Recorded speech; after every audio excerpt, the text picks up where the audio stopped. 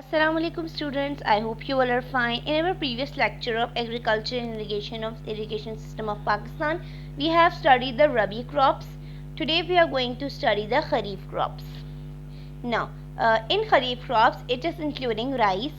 Rice is one of the most important economic crops in Pakistan. Rice needs a large amount of water, so it had to be grown in water irrigated areas where required quantity of water remains available throughout the cultivation season. So, rice के production की बात की जाए, अगर किसी ने paddy field हम rice field को कहते हैं, किसी ने पैडी फील्ड देखी है तो वो कहाँ पे उगाई जाती है? बिल्कुल पानी के अंदर, एक एक दाने को पानी के अंदर जो है वो लगाया जाता है, जिसके बाद जो है पैडी फील्ड की कल्टीवेशन वगैरह होती है। ये बहुत ज़्यादा इंपॉर्टेंट है और इकोनॉमिक क्रॉप है पाकिस्तान के लिए। सबसे ज़्यादा पाकिस्तान का राइस बहुत ज़्यादा अच्छा है, इसी को ज़्यादातर जो है एक्सपोर्ट किया जाता है।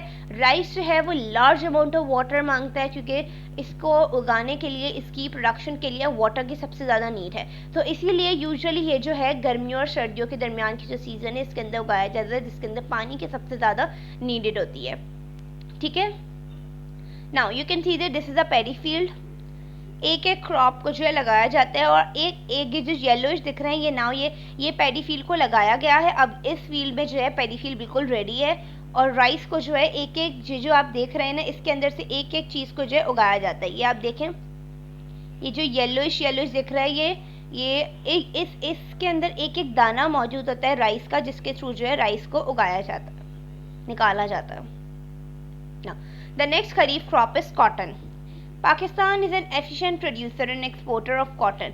पाकिस्तान में सबसे ज़्यादा कॉटन की प्रोडक्शन भी होती है और कॉटन को उर्दू में कपास भी कहते हैं। ठीक है, कपास भी कहते हैं। In Pakistan cotton is also named as silver fibre, और पाकिस्तान के अंदर कॉटन को हम सिल्वर फाइबर के नाम से भी जानते हैं। It is warm climate crop and needed a lot of sunshine. ये यूजुअली गर्मियों में उगाया जाता है, इसलिए क्योंकि सनशाइन की बहुत ज़्यादा नीडेड होती है। जब भी इसकी प्रोडक्शन करनी होती है सनशाइन की सबसे ज़्यादा नीडेड होती है। 3/4 of country of Pakistan is grown in Punjab, whereas remaining is grown in Sindh. 3/4 portion जो है, मतलब थर्ड हिस्सा जो है पाकिस्तान की कॉटन प्रोडक्शन जो है वो पंजाब के अंदर होती है और बाकी प्रोडक्शन कहाँ पे होती है? सिंध के अंदर होती है। Now you can see this is a field of cotton. ये कॉटन फील्ड है। कॉटन इस तरीके से लगाई जाती है और कॉटन को जब इसमें डाला जाता है, निकाल के जब इस जगह पे रखा जाता है तो देन इसकी धुलाई होती है पूरी, और इसके बाद फिर इसको फर्दर फैक्ट्रीज में भेजा जाता है और उसके बाद इसकी फर्दर जो है इसको क्लीन आउट किया जाता है, वॉश आउट किया जाता है और उसके बाद हमें जो है कॉटन मिलती है। कॉटन की भी बहुत टाइप्स है। नायलॉन कॉटन होती है, सॉफ्ट कॉटन होती है, हार्ड कॉटन होती है, बहुत तरीके की कॉटन होती है। लेकिन अगर आप ओरिजिनल कॉटन देखना चाहते हैं तो आप लोग जो है कॉटन फील्ड के अंदर जाके कॉटन को ओरिजिनली फॉर्म में देख सकते हैं। Now the next in the last is sugar cane. Sugar cane is another important crop of Pakistan. Sugar cane क्या, जिसे उर्दू में हम गन्ना भी कहते हैं, जिससे शुगर वगैरह बनती है, गुड़ वगैरह बनता है। ठीक है, internationally the country has been ranked at 12th in the production of sugar. 12th number पर है इंटरनेशनली शुगर प्रोडक्शन में Pakistan. Sugar cane is water loving plant and amount of juice it is depend highly on the efficient quantity of water given to the crop. जितने ज़्यादा जो है field को water दिया जाएगा उतनी ही ज़्यादा जो है शुगर केन जो है वो जूसी जो है वो निकलेगा। ठीक है, Pakistan 70% farmer near is in Punjab. 70% production जो है वो पंजाब के अंदर होती है। Allowed by the Sindh that occupied 20% Sindh में होती है और 10% जो है खैबर पख्तूनख्वा में है, खैबर पख्तूनख्वा में, और सिर्फ 1% जो है वो बलूचिस्तान के अंदर होती है। बलूचिस्तान के अंदर सबसे कम क्यों होती है? जस्ट बिकॉज आप लोग को पहले भी बता चुके हैं, अगर आप लोग को याद हो, बलूचिस्तान जो है वो एक माउंटेनियस एरिया है और वहाँ पे जो है पॉपुलेशन भी कम है, इसलिए क्योंकि वो लैक ऑफ वाटर एरिया है। सबसे ज़्यादा कम जो है बलूचिस्तान के अंदर प्रोडक्शन है और पॉपुलेशन भी सबसे ज़्यादा कम बलूचिस्तान के अंदर मौजूद है। Now you can see this is the field of sugar cane, और ये इस तरीके से शुगर केन होता है। शुगर केन को जो है ऐसे ही नॉर्मली भी खा सकते हैं, इसका जूस भी पीते हैं, इसके काफ़ी ज़्यादा फ़ायदे भी हैं इसके शुगर केन के। Now the next topic of this chapter is irrigation system. Irrigation system इस किसको बोलते हैं? Due to the lack of rainfall farming largely depends on irrigation. जब बारिश नहीं होती तो यूजुअली हमारी फील्ड्स किस पे डिपेंड करती हैं? इरिगेशन पे डिपेंड करती हैं। The government of Pakistan has taken many steps to improve water supply for crops.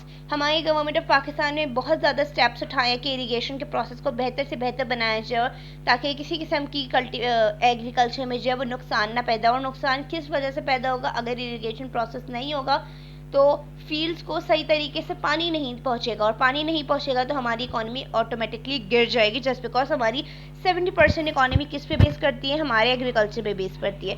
Now Pakistan has one of the world's largest irrigation network due to the different projects at different areas, not the country cultivated area has increased to the more than 1/3 since independence.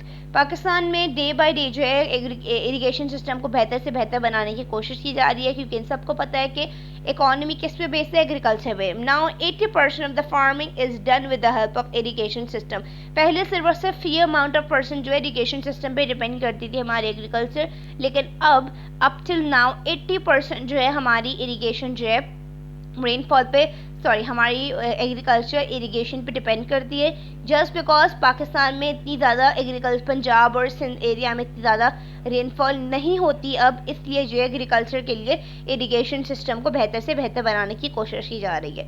Now major sources of water supply. The major sources of water supply is in Pakistan is Indus river along with its tributaries.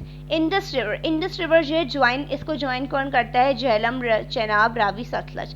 ये तमाम river जो है Indus river को जो है join करते हैं। To utilize the source in a better way, dams and barrages have been established on them.